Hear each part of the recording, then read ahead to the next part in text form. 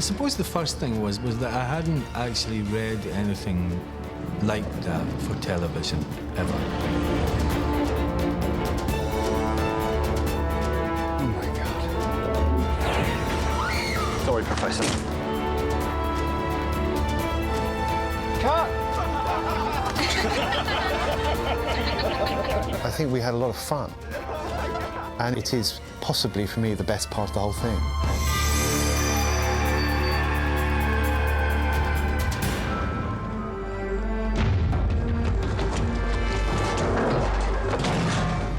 A radically new drama has hit our screens.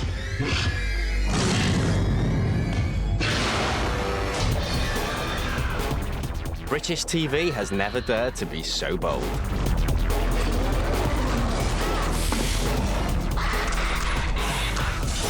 Bad Dodie. Producer Tim Haines had the idea for Primeval over 10 years ago when he made the groundbreaking Walking with Dinosaurs.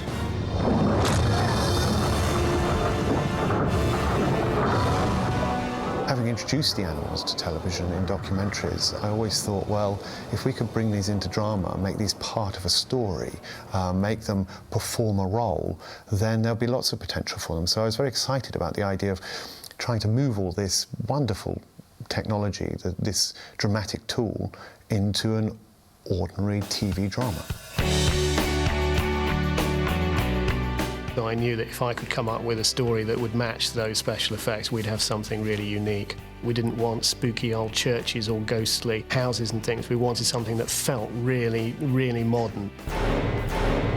The idea we had from the very beginning was that we wanted people to feel that, having watched this programme, they could go into their kitchen and find a dinosaur in their kitchen. You know, they actually would feel that close. Well, in a nutshell, a man called Professor Cutter, whose wife disappeared 8 years ago, discovers that not only that she might not be dead, but that she may have discovered the reason why certain creatures from the past are beginning to reappear in the present. Hello, Nick. I see you got my message. I think it is a classic love story in one way. It's about people who love each other and yet at the same time can't stand each other. Wormholes, if you like. We call them anomalies. Is it gone? But little tiny rips in time have opened up in the worst possible places. And creatures from the past and the future have managed to break through and are on the rampage. In the process of making this discovery, he gets together a loose kind of team of assistants and helpers, some of whom he wants, some of whom he doesn't quite want, but who get there anyway. And it's about a group of people who kind of find each other. And a small team is trying to track down where these anomalies are opening and contain the creatures that are spilling out of them. And every time there's an incident, they go along to try and tidy it up, cope with it, and learn from it. And that's the sort of starting point for each episode. Primeval has pushed small screen boundaries with its spectacular special effects.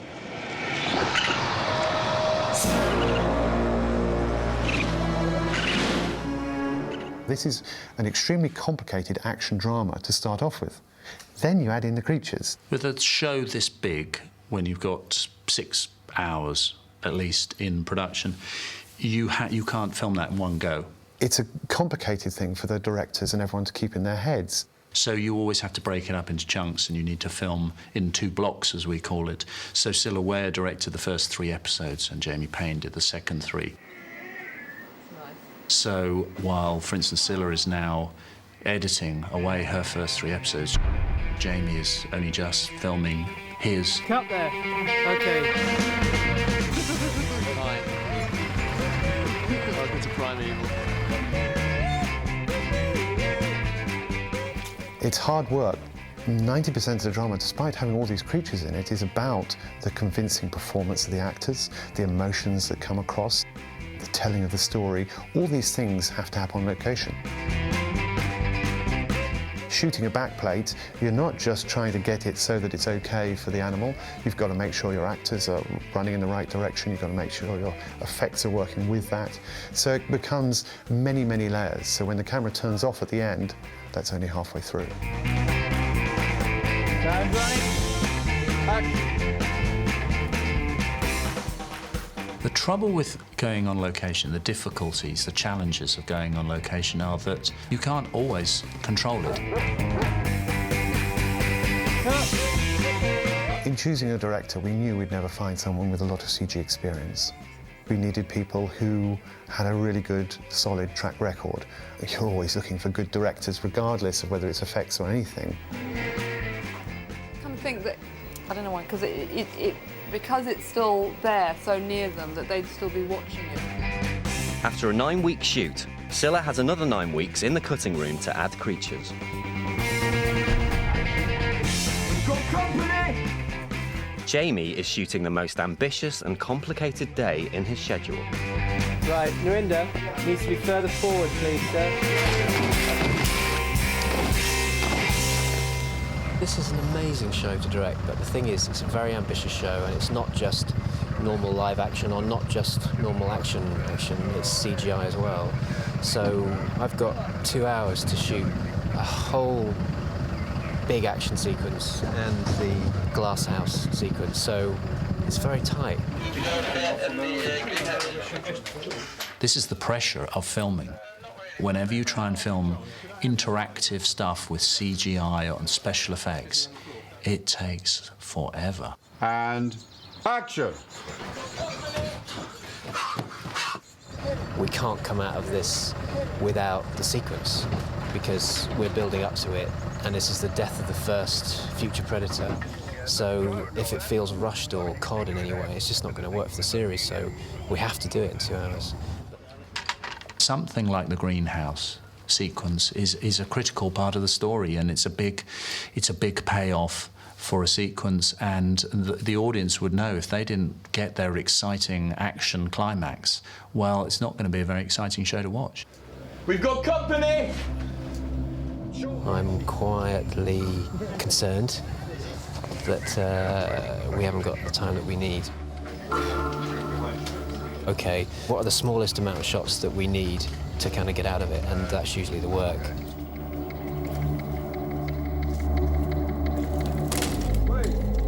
The wall of glass creates an echolocating shield between you and it. Jamie is in full control, but unfortunately the schedule is very, very tight. Filming, as anyone who's watched it knows, is like watching paint dry, and especially when you've got special effects. Every little special effect has to be set up, every shot. You just find it's like wading through treacle. Everything takes so long. As Jamie realised he wouldn't have time for the whole scene, he decided to film with the high-speed camera, as it is the most expensive. And that is a wrap, thank you very much. It's a juggling, balancing act, which I suppose any directing job is, but this one is quite extreme. And because it's such a fresh series, there aren't many like it. It's a new kind of juggling act that we're all coming to terms with. So today was frustrating. We did get some good stuff, but we didn't complete the day. Although the remainder of his schedule remains extremely tight, Jamie has a plan on how to complete the greenhouse scene.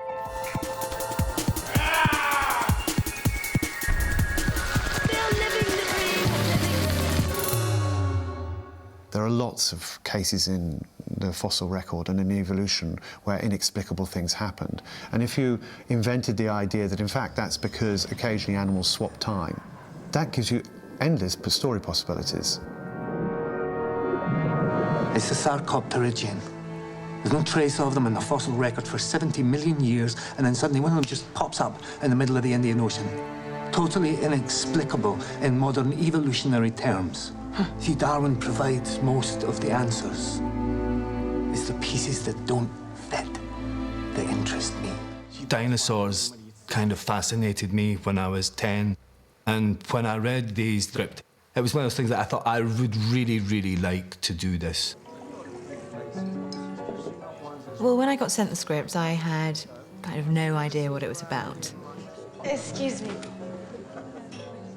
And literally, it was just the pages were turning. I was like, my goodness.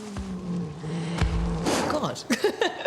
Then suddenly we're all in the forest and there's dinosaurs walking around. Cut to their group reaction. The creators of Primeval knew that getting the right cast was absolutely essential. Casting is critical on this kind of show. The casting is like writing it all over again. So what we'll do, guys... It's really hard finding British leading men who can play heroes, I think. I mean, we all know there are many fantastic actors around, but we wanted somebody who was very good looking. Unfortunately, I don't look like Harrison Ford. Somebody who was very talented. I'd never really played characters like that before. He has this ability to hold the screen and a great charisma with a camera. I didn't actually think that ITV would let me. He also, very usefully for us, brings a kind of credibility that you can believe he's a scientist. I've never been let on the telly at kind of 7 o'clock at night. You know, that's not really been things that I've done. I believed him, and that was very, very important. He can look rugged. It's just like, I want to go and chase the dinosaurs, please. A good-looking romantic lead, someone who you believe is an action hero. Action hero with brains, well, it just means that you don't run into things very often.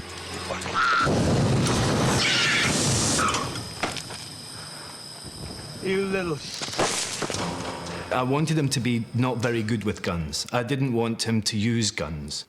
There's a part where Captain Ryan offers me a gun and I ask for a torch. No, we need torches. The most powerful you can find. These people were, to all intents and purposes, members of the public who are suddenly thrust into an extraordinary situation, which, to my way of thinking, is what heroes are.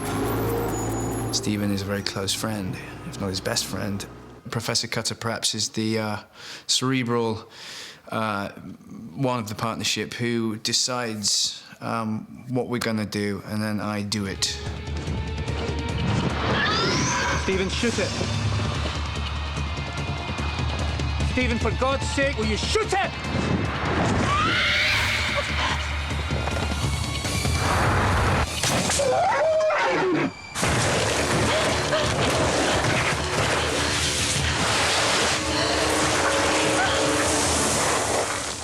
You let me think you were dead. I am dead as the person you knew. My old life ended 8 years ago. She's very independent, very strong, very single-minded, very passionate. Hey! She lives amongst animals in really wild country. That's the first time that we actually have a conversation between Cutter and his wife. They meet, and they still argued. The role of Abby is a big breakthrough for Hannah Spearritt. I was very excited when I got the script, but just never thought that it would happen. I just never thought that I'd get it. I'm a lizard girl, Tim, you know that. I always thought that it would just go to the bottom of my pile of things that I don't get. I see you like dinosaurs, Ben. She seemed to just have a nice little bit of punky attitude, and that's what we wanted. We wanted somebody, a bit of a feisty tom girl.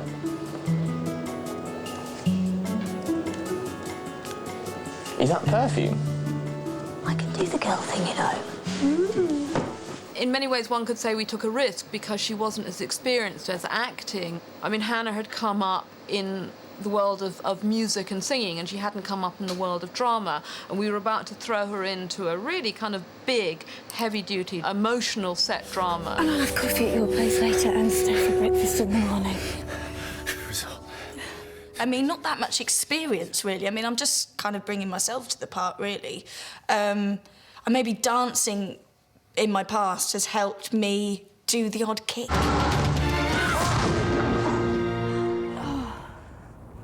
It's freezing. We should huddle together for warmth. Or not. What I did to prepare for this role was initially do some internet searches for the creatures that were mentioned in the script. I can do the action stuff as well, you know.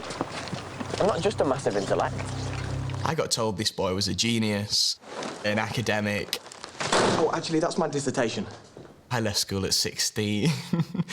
It was everything that I'm not. I'm not saying I'm not a genius, because in many ways I might be. I don't know yet. I've not found me niche. It's a work in progress. I was stepping into territory unknown. With so many CGI creatures, the cast had to find a new style of acting.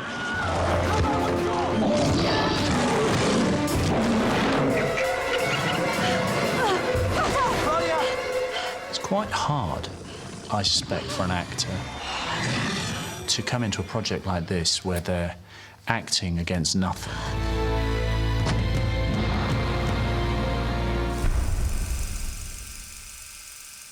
As far as when you're acting with CGI, it really is as naked as all that. There's nothing clever about it than that. As a group, as a unit, we had to imagine these things that we had no idea what they were gonna look like. It is, you have to go back to kind of pretending that you're being attacked by aliens when you were 7 with your pals in the playground. It's that kind of acting. There's no room for any kind of rationale, or you can only use logic and practicality so far, because the most that you're actually going to get is a ball and a stick with a first AD going rawr.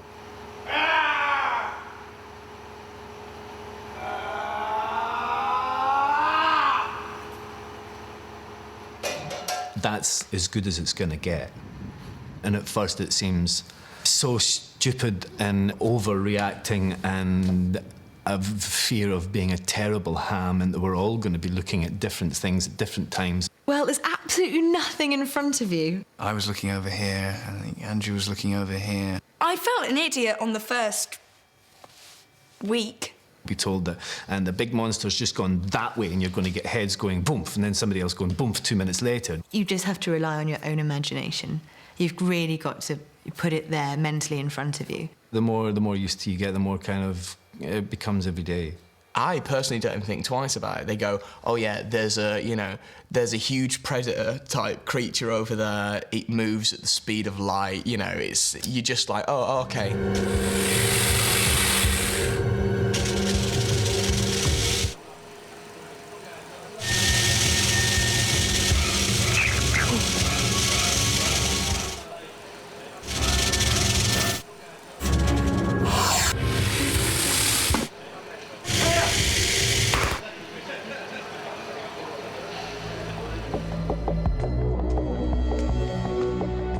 The role of Lester is played by Ben Miller.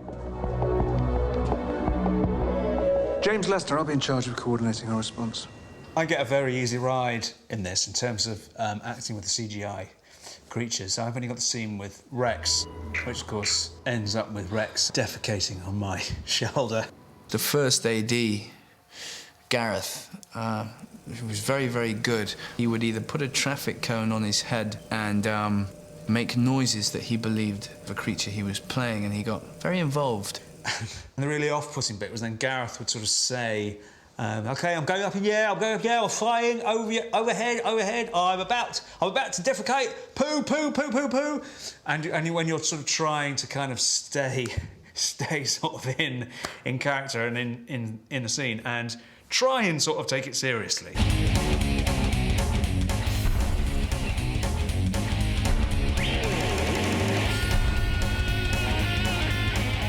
When we did Walking with Dinosaurs, there were a whole load of restrictions. In Primeval, the animals come up and stare into the camera so that you've got the whole thing right next to you. It's a much slicker process, allowing us to actually demand more from it. And that's the unfortunate thing for the effects people. As soon as they make their job easier by some advance, production people just ask for more. There's a change in the requirements of the animation as we move from documentaries into semi-documentaries, which have a bit of drama, and into full drama. And so we found that the animators who'd become skillful at portraying really lifelike extinct creatures in a faux wildlife documentary then had to learn new skills when we needed to add character to the creatures. To To get things right, the animators are involved from almost the start. We initially work from the scripts and get a rough idea of what effects we think are going to be needed to be delivered for the show. Director Silla Wurr's first character was Rex, the flying lizard.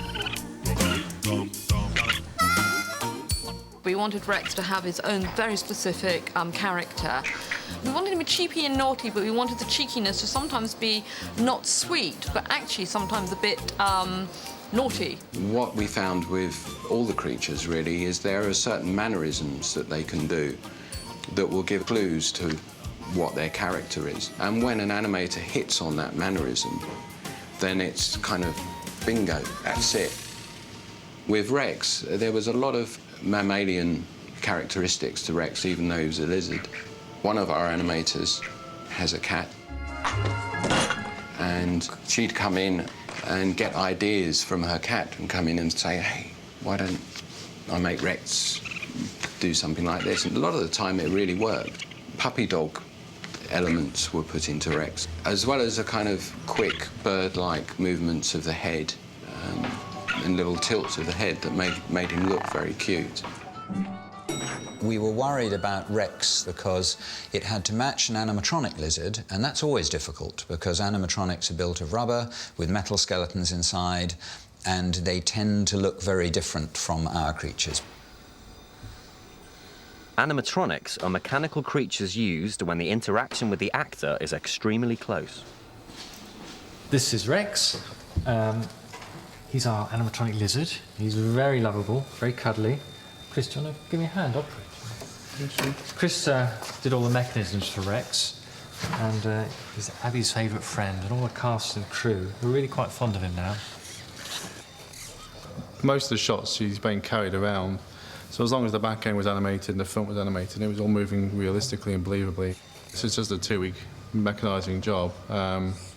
So this is what we can get in 2 weeks. But in order for Rex to really come alive, he needed his very own voice. Rex was most probably one of the hardest creatures to find a voice for, because we'd always decided that rather than being a lizard, which has no real sounds, we wanted Rex to have his own very specific character. Rex was a tricky one. Everyone on the production had an idea about how he should sound. He's the dinosaur that everyone wants to have at home with them. So to base him entirely in reptilian sounds wouldn't have given him the cute factor. Rex, come here. Stop messing around. The process of finding his voice started initially by looking for an animal that actually had character within his own right, and our editor, Adam, had discovered the voice of a raccoon. I then experimented with various frog noises to give it a sense of bark, a sharpness to it, and cutting into the raccoon noise, which worked with the frame store's images of a yapping kind of cheeky chap. It's a radically different job to anything I've worked on in the past. It's the first time that I've been asked to create things that I have no idea what they're actually going to sound like. I'm very happy with the sound of the Gorg, the combination of metal, human voice and animal, working to create a very creepy roar that just cuts through. It brings associations of sounds we know, sounds that terrify us.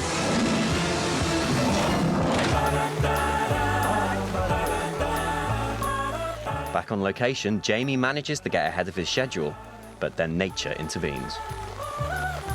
Today's a big day. You know, we're shooting the end of the series, and we can't shoot, so we can't beat this. Whoa. See, that's what happens when you talk about messing up the past. Maybe we're doing that. Yeah. Maybe. Yeah. Still living the dream, living. Ready?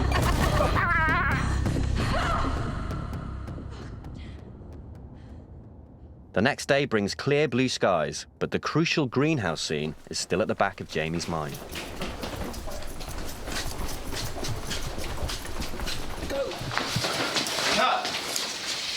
Okay, good. We'll just do one more of those, please, guys. Carl, you all right? We'll do one more on this size and then we'll change lenses. It's been going fan-dabby-dozy, almost. You know, it's up and down, like any job.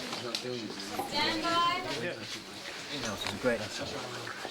We need to pick up the whole scene from the greenhouse day, apart from one shot. You know, we all know you've got to get the coverage to make the kind of excitement of a sequence, but to balance it off with the demands of the kind of CGI, that just, you know, that day was a great lesson.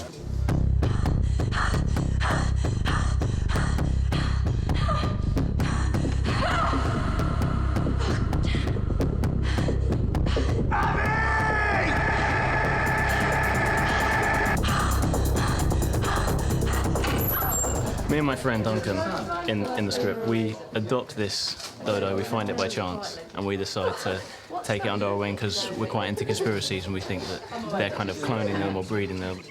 Oh my God, they've turned Connor into a turkey. So we take this one and we take it back to our flat, and we're kind of quite matey with it, we like it, it's quite sweet, and then it turns a bit... Easy. And then it turns a bit and bites me. Which is why I turn a bit and bite people, because it's the parasite. I think one of the things we're keen to get in this series is variety. It's not always a huge pair of teeth coming through and eating people. And so to have suddenly a flock of dodos is a lovely thing for a zoologist. They are also an icon of extinction. And there's this lovely moment where Cutter is just overjoyed to see a live dodo again. Round them up, everybody, don't let them go! I don't know why, that when they said, OK, how does a dodo move? And I tried to show how a dodo moved. For a start, it looked like a demented chicken high on I don't know what. It changes its direction, it bumps into things, it goes in and out of cupboards.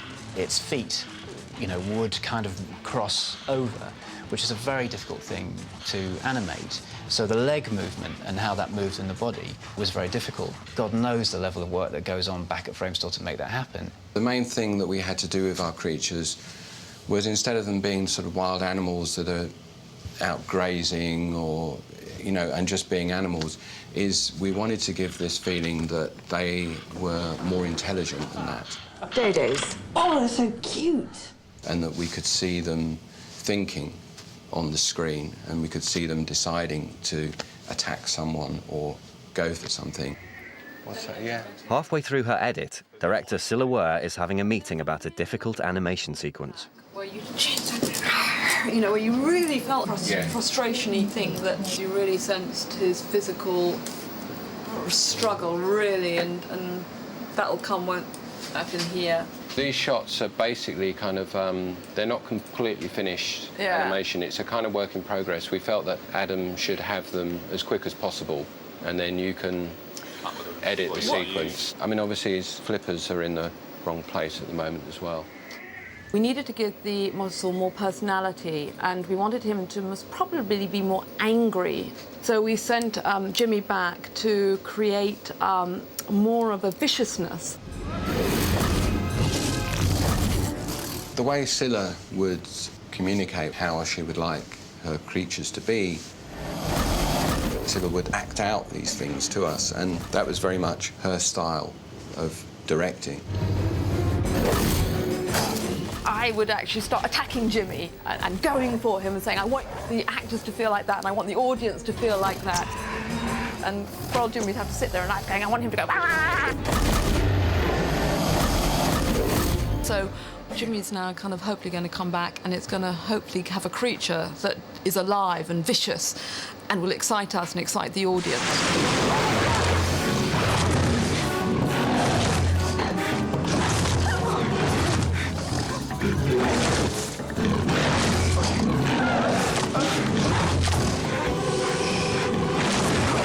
It wants to eat them, but it just can't get there because it can't get its flippers up over the side, so it's slipping around trying to snap at them. The animation on it was very difficult, but it has been very successful.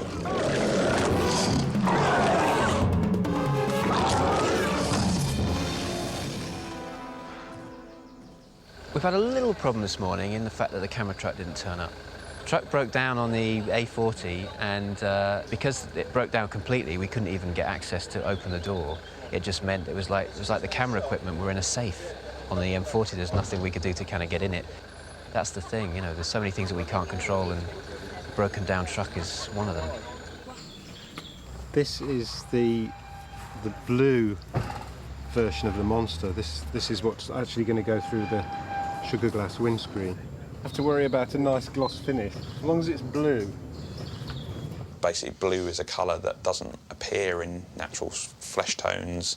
The computer picks and can just cut it out and cut the person out and stick them on top. Okay, a little rehearsal.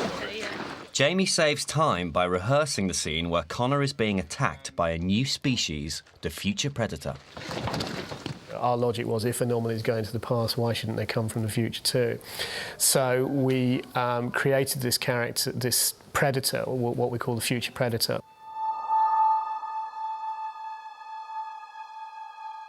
The starting point for Future Predator was, if mankind dies out, what creatures will start to thrive? It's like a cross between a bat and a rat. It's a hugely evolved creature, which we suggest in the show might even be the creature that takes over from humanity as the dominant species on Earth. If you said man died out, what takes over?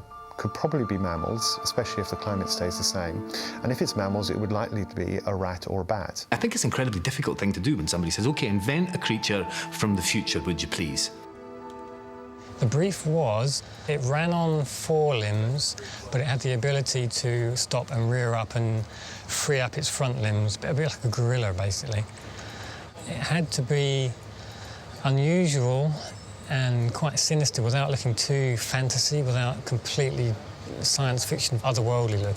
You recognise what something's thinking through their eyes usually, and when there's no eyes to look at, you don't know what it's thinking, which makes it all the more strange. These 2 images on the right were the initial design. Because the verbal brief was so specific, we almost hit the nail on the head straight away in that the general body form was right. But what Tim wasn't quite happy with is the head. So it went from a quite classic dinosaur head to a really quite unusual, slightly human, slightly skull-like, and therefore quite scary, more unusual looking head.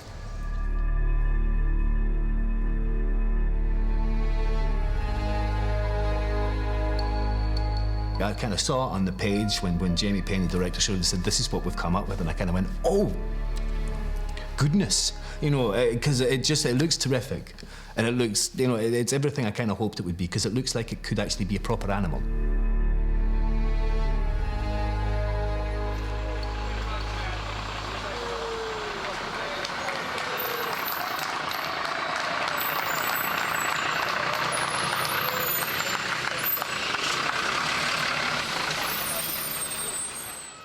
What can I say?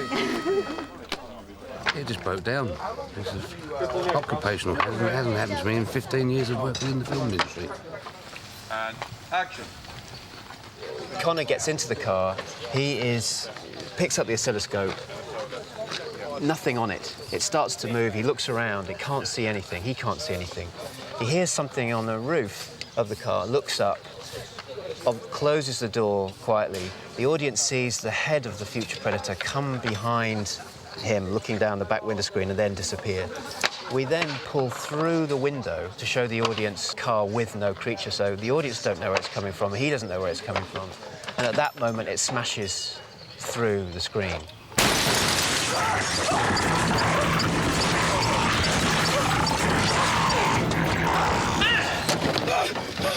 The future predator pushes through, and it's so big that it can't get beyond the seats, and Connor's in the back seat. He gets out the back door. It's flailing around inside the car, so there's going to be a lot of shots to make the sequence work.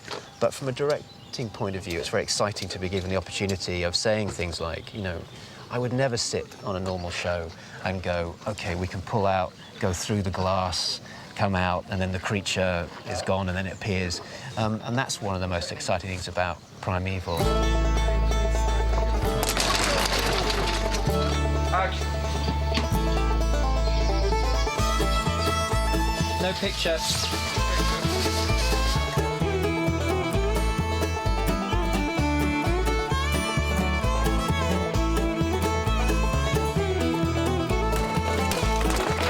391, take one. And action.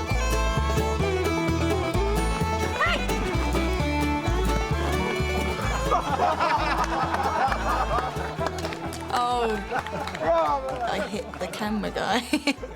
Connor's wardrobe is one of the most interesting things about him, I think. Stephen Hart is the big macho one. He feels like he has to compete a bit, so he wears his bulky clothes, but now I'm suffering because it's red hot and it's kind of hard working when it's so hot.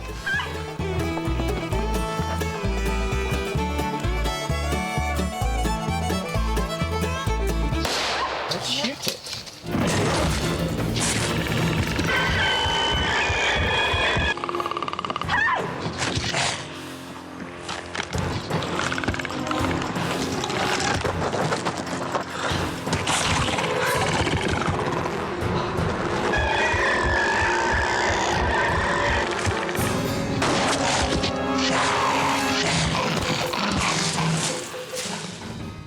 While Jamie is shooting, the creation of the future predator continues. The next stage is to make a clay model. And Darren produced a concept drawing, which I've got here, which was the basis on which we proceeded, really.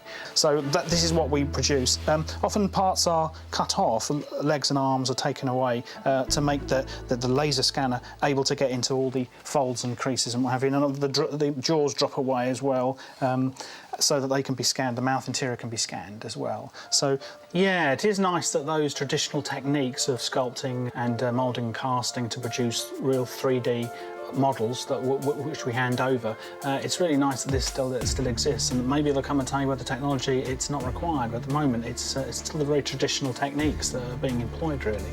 The sculpture is then taken into our scanning department in the basement and scanned at very high resolution. I think the highest resolution anyone can scan.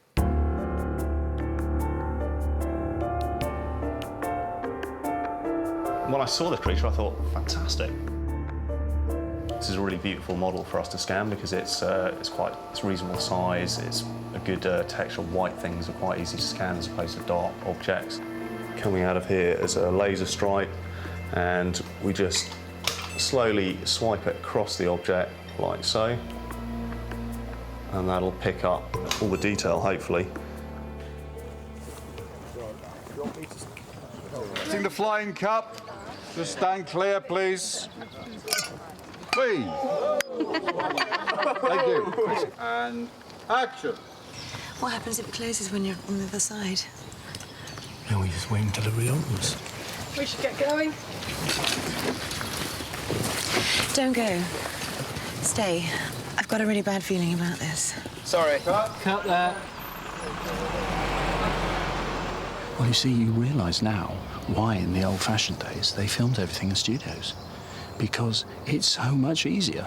We've had something, I think, trying to spray crops flying over.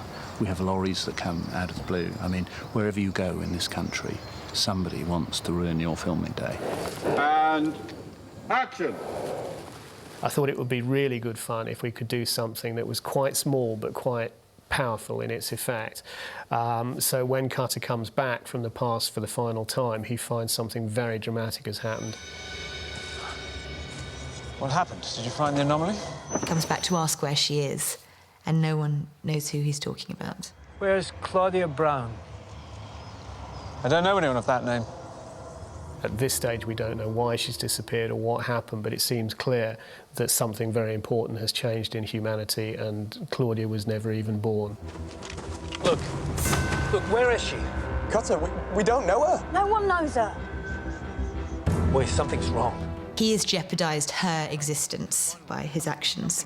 Something's changed. We've done something. So just when he was falling in love, he loses her. Oh, my God. Greenhouse sequence that we haven't got room for. They use a number of different programs to do this, but basically it's all in the eye.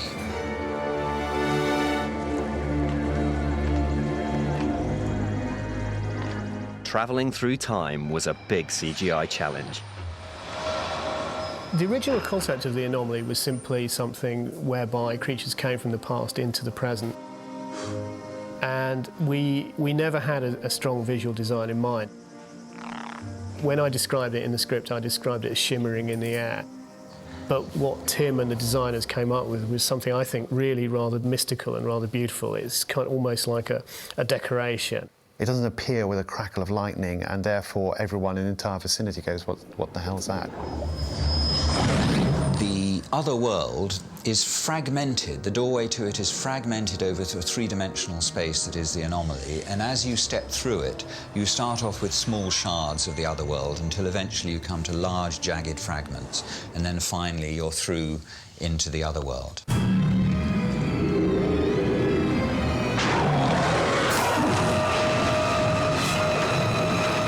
Brainstormed technicians being able to invent a pipeline that takes what usually costs the film industry millions and millions and put it on the small screen for much, much less. They are used to huge movie budgets like Harry Potter, say, or Troy, but then they may only get a very small piece of that pie. Sometimes an animator on a feature film might spend an entire year working on 2 or 3 shots. We couldn't afford that. The animators have to make radical changes to their approach in order to speed up the process. To allow the animators to work quickly, we're using a very simplified version of the model, but we're asking the director to use his or her imagination and imagine what the animation will be like when it's on the finished model. We put a bit more movement into it. We try to suggest head movements, mouth movements, things that would give more of a clue to what would be happening, so that right up front the director could look at it and then decide that's the way they want it to go or not.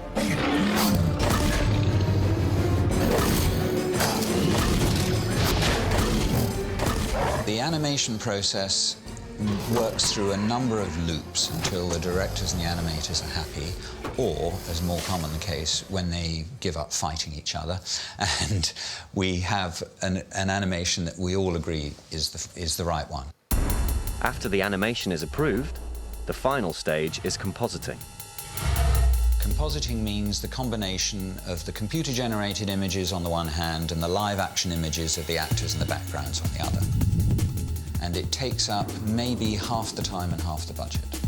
The artists who do this, the compositors as we call them, really have to know what they're doing. They use a number of different programs to do this, but basically it's all in the eye. Each show is about 10 weeks, and that's from the very, very first thing being scanned to the last shot being delivered. Quite a long process, really, but done in a very, very compressed time. It's the last week of the shoot, and the ever-tight schedule will not allow Jamie to complete the greenhouse scene. However, he's come up with a plan. We've got a lunchtime meeting today because the greenhouse sequence that we didn't get to do on that fateful day, we haven't got room for it in our schedule for me to direct it. So it's not ideal for any director, but a second unit led by Cameron are going to direct that scene. So in my mind, this sequence needs to be handheld, which brings up a little bit of a...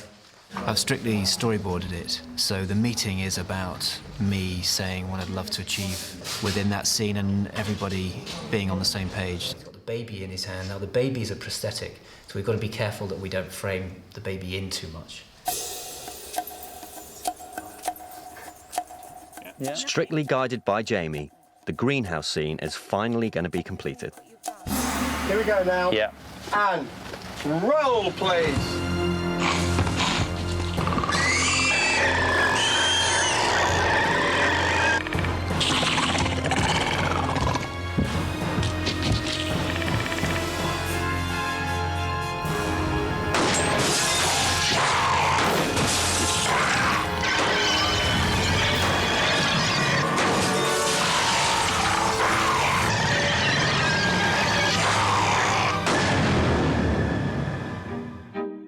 And that is a wrap, thank you very much. Maybe the next series they might find me some more clothes to wear, I don't know. I think that the characters of Lester and Helen are incredibly similar. Lester and Helen could be an interesting, disturbing union. After applauding that one, You can cut for a second. Cast and crew have been fantastic, and I think everyone's kind of very excited about it. I'm all oh my godded out, actually. You know, if I have to go one more time, you know, my head's gonna just fall off.